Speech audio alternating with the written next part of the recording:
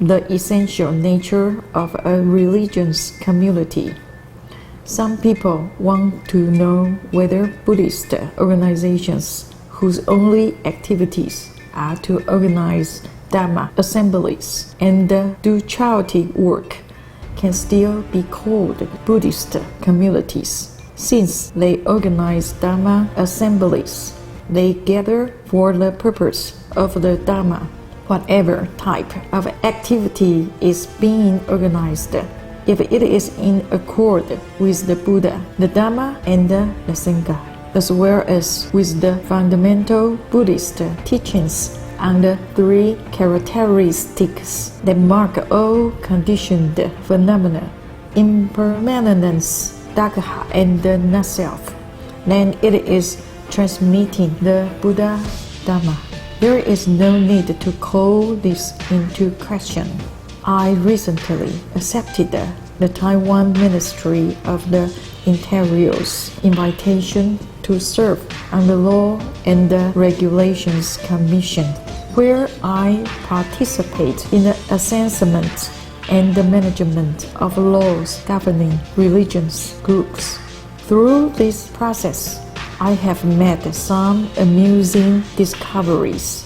In Taiwan, many groups claiming to be Buddhist organizations have applied to register with the government.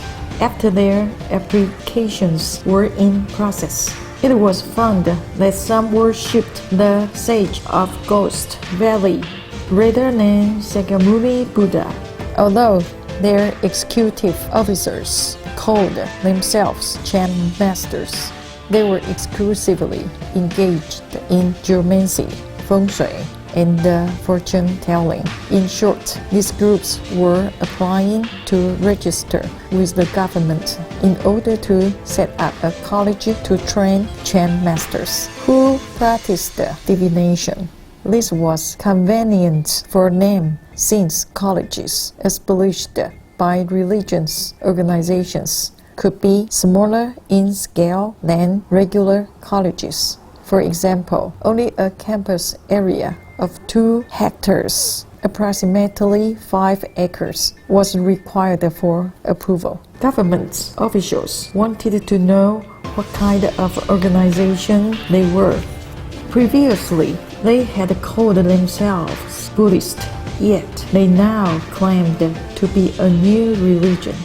In truth, they were a well-organized fortune-telling organization that engaged in geomancy, feng shui, and fortune-telling.